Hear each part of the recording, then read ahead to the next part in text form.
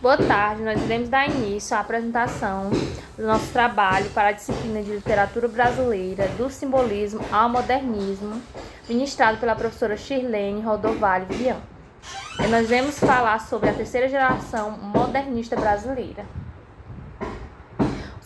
Os componentes do grupo são Denilson Marques da Silva, Francisca Adriele Cruz Silva, Johanna Costa de Oliveira, Jarleane de Moura Souza, Vivian Vasconcelos da Silva e, por mim, Raíssa Lopes da Silva. Ao longo do trabalho, nós abordaremos o contexto histórico, as características da terceira geração modernista, os principais autores e obras dessa fase, a prosa modernista, veremos também a poesia modernista e, por fim, a vida e análise da obra de João Cabral de Melo. Iniciaremos abordando sobre o contexto histórico. Nós sabemos que a geração modernista ela foi um marco muito importante, porque até então a pré-modernista não tinha características próprias. Então, com o início da geração modernista, é que foram aí descobrindo vários autores e obras muito importantes. Eu, Francisca Adriele, darei continuidade, agora abordando as características da terceira geração modernista. E para iniciar, como primeira característica, nós temos o academicismo. O academicismo, ele consiste em elaborações feitas, construídas, de acordo com as regras formais de uma academia. Para quem não sabe, o academicismo, ele também foi um estilo artístico que surgiu entre os séculos 17 e 19, que tinha como objetivo preservar essas regras formais, estéticas e da academia de arte, uma academia de arte.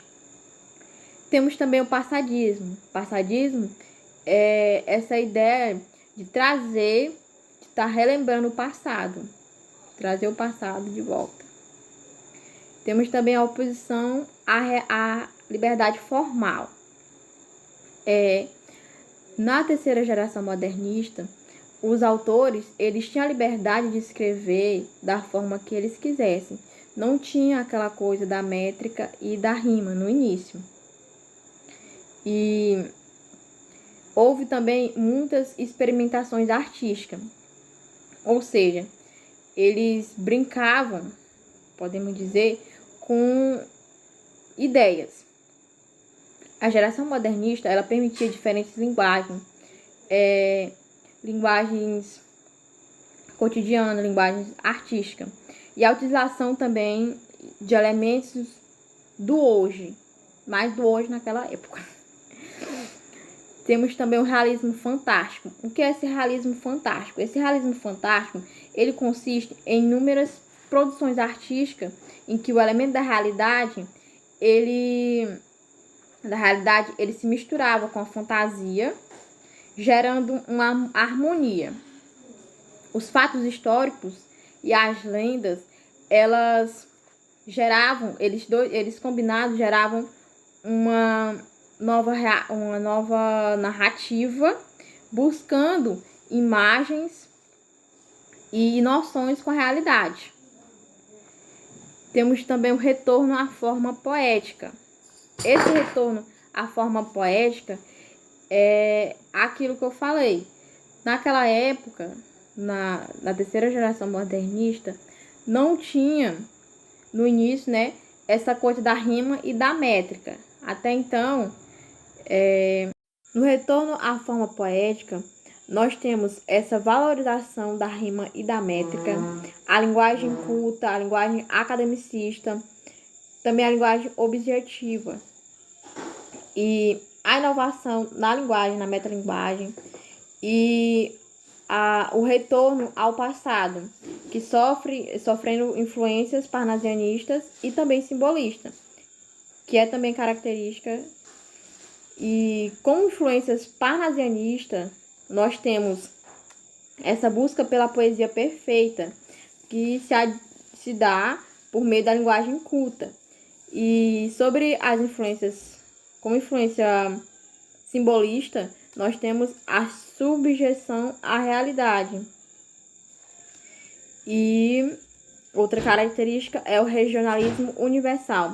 Na literatura, os autores eles buscavam retratar uma determinada região, as regiões, incluindo as particularidades linguísticas e a cultura. Temos também a temática social humana, que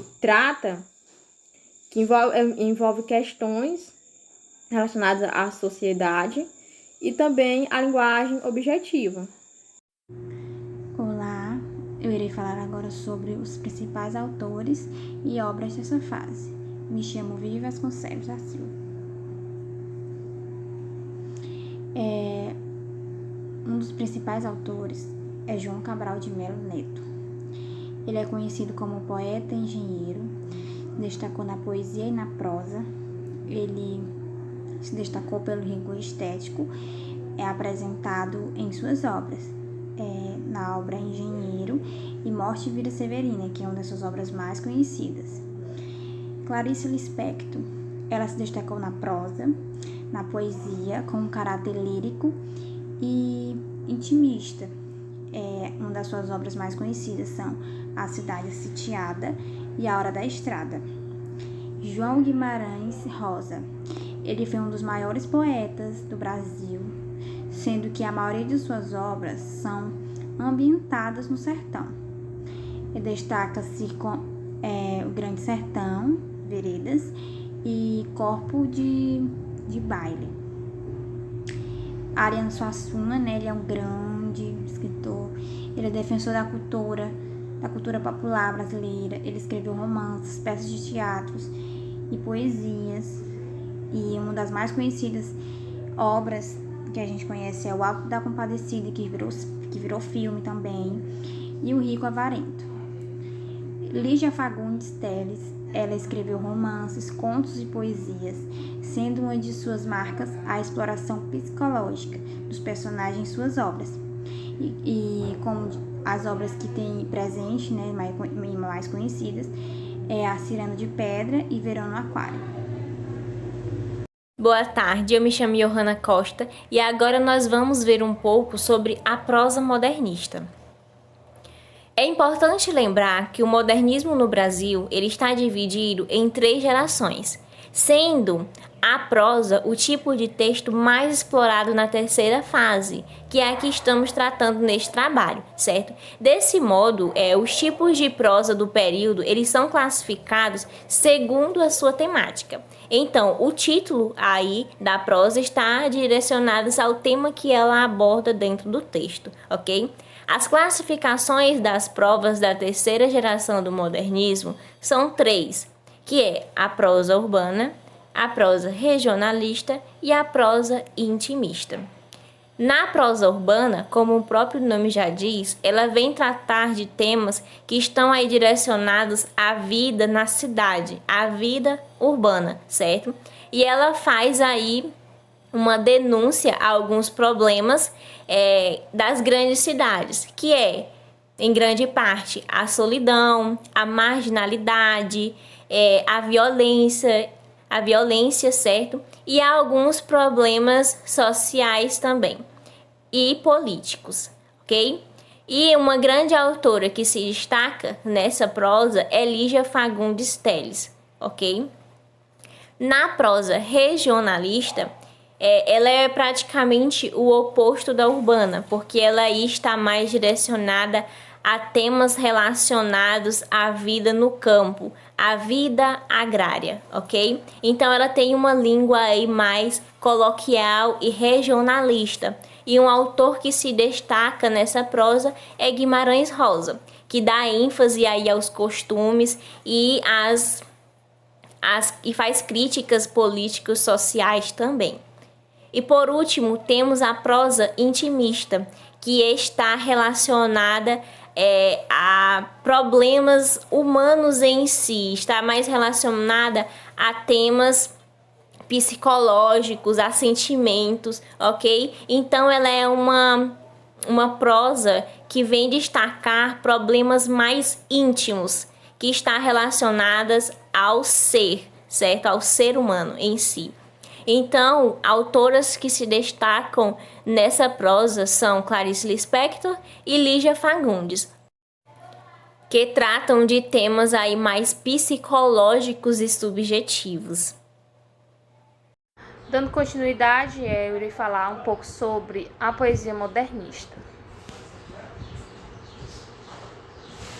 A poesia modernista ela é apresentada mediante aspectos de equilíbrios. Por isso, os poetas dessa fase modernista, eles eram chamados de neoparnasianos, porque eles faziam referências às principais características da poesia parnasiana, até porque a era modernista ela não tinha características próprias. Então, esses autores eles eram chamados de neoparnasianos. As principais características que eles apresentavam em suas obras eram a preocupação com a estética, a metrificação e a versificação, a busca da perfeição e culto à forma. Eu irei citar alguns dos principais autores dessa fase, e as suas principais obras. Iniciando aqui por João Cabral de Melo Neto. Ele era conhecido como poeta engenheiro, e ele se destacou na prosa e na poesia também pelo rigor estético que ele apresentava nas obras dele. E as obras que se destacaram de João Cabral de Melo Neto foi a obra Pedra do Sono, O Engenheiro, Morte e Vida Severina, que é uma obra muito conhecida. A segunda autora é Clarice Lispector. Ela se destacou na poesia com caráter lírico e intimista, e as suas principais obras são Perto do Coração Selvagem, Cidade Sitiada, A Paixão segundo GH e A Hora da Estrela. Dando continuidade, temos João Guimarães Rosa. Ele se destacou, ele foi um dos maiores poetas do Brasil, e as principais obras dele, a maioria das obras dele, elas são ambientadas no sertão. E as obras dele que se destacaram foi a obra Sangarana, Corpo de Baile, Grande Sertão Veredas, que é uma obra também famosa, conhecida, e Primeiras Histórias. E por fim temos o autor Ariano Suassuna, que é um autor muito conhecido também. Ele era defensor da cultura popular brasileira. Ele escreveu romances e peças de teatro, e as poesias deles que se destacaram, que foi Homens de Barro, Alto de João da Cruz, O Rico Avarento e O Alto da Compadecida, que eu creio que todos conhecem, que é uma obra muito famosa. Agora, dando continuidade, eu, Jarleane, irei falar sobre a vida e análise da obra de João Cabral de Melo, autor da terceira fase do modernismo brasileiro, mais conhecida como fase de geração 45. João Cabral de Melo Neto, de 1920 a 1999, foi um poeta e diplomata brasileiro, autor da obra Morte e Vida Severina, que é o poema dramático que o qual consagrou, tornou-se imortal da Academia Brasileira de Letras. Essa sua obra é a mais conhecida de toda a sua trajetória, porém também ele tem outras também. João Cabral de Melo Neto ele nasceu em Recife, Pernambuco, ele é nordestino, em 9 de janeiro de 1920. Ele é filho de Luiz Antônio Cabral de Melo e de Carmen Cabral de Melo. Ele também tem um irmão conhecido, só que ele é da parte da história, ele é um historiador, que é o Evaldo Cabral, e é primo do poeta Manuel Bandeira. Em sua vida pessoal, ele foi casado 2 vezes. A primeira vez foi com Estela Maria Barbosa de Oliveira, com a qual teve 5 filhos, e depois se casou com a poetisa Marli de Oliveira. Ele veio a falecer, infelizmente, em 9 de outubro de 1999, por causa de um ataque cardíaco, mas durante sua vida também, já na sua parte da velhice, ele sofreu com uma cegueira e também com depressão. Desde sua infância, ele é caracterizado por gostar muito de ler. Ele lia bastante e em suas obras tem a influência do uso constante da metalinguagem, e em seus poemas também tem o uso de imagens surrealistas, como também é presente a cultura popular. Em seus poemas também vale destacar que ele deixa bem claro o uso da métrica perfeita com o uso de rima e de ritmos em todo o seu poema, como veremos adiante no Morte e Vida Severina. Aqui nós temos algumas obras, incluindo ela poemas e também obras sendo livros, coletâneas. Temos aqui a sua primeira, que foi A Pedra do Sono, com o qual ele ganhou um prêmio, de 1942, O Engenheiro, de 1945, Psicologia da Composição, O Cão Sem Pluma, O Rio, a sua mais conhecida obra, Morte e Vida Severina, de 1956, Paisagem com Figuras, Uma Faca Só Lâmina, Quadema, Dois Parlamentos, Terceira-feira, Poemas Escolhidos, A Educação pela Pedra, Museu de Tudo, A Escola das Facas, Poesia Crítica, Alto da Frade, Agrestes, O Crime de Cali Relator e Servilha Andando, de 1969, a sua última obra. Destacando aqui a sua obra de mais renome, que foi Morte e Vida Severina. Ela é uma obra feita de poemas e é bem claro o uso de rima, ritmo e metrificação. Então ela vai contar a história de Severino. Severino, ele é um nordestino que vai falar sobre a questão da imigração da seca do Nordeste. Ou seja, ele é um andarilho chamado. Ele vai andando e vai vendo coisas que só o Nordeste tem, que só os peregrinos do Nordeste conhecem, que é a questão da seca e da fome. Durante toda a obra, ele vai falar sobre a questão da morte, que a morte ela é algo bem presente, tanto ele tem, acho que o segundo poema dele é um conto sobre a morte, que ele vê pessoas enterrando uma pessoa dentro de uma rede, como a pobreza era grande. Fala também acerca da miséria, da fome, da sede, e vai seguindo isso. Ao ponto de ele chegar no fim, ele ter a conclusão dele querer se matar. A vida para ele é tão ruim que só existe uma escapatória, que seria a morte. Então ele vai querer se matar no rio, mas lá ele encontra um carpinteiro, e esse carpinteiro vai falar sobre o nascimento de seu filho. Esse é basicamente um alto natalino de temática regionalista.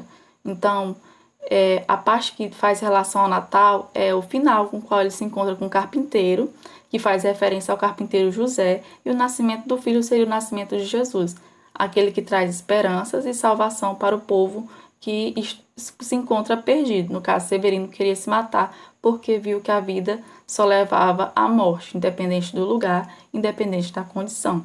Então, aqui nós temos trechos dessa obra que vai falar sobre a questão da escrita do autor, né? Que ele não, digamos que ele não tem pena de escrever a sua crítica, ele realmente faz críticas à questão dos latifundiários de grande terra do Nordeste.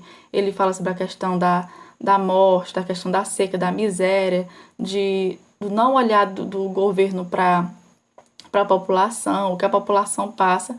E claro, né, ele coloca bem em foco a questão da peregrinação dos nordestinos aqui. Ele faz essa obra porque ele também é nordestino e ele queria deixar essa temática dele. Então vamos ver um pouco da escrita dele.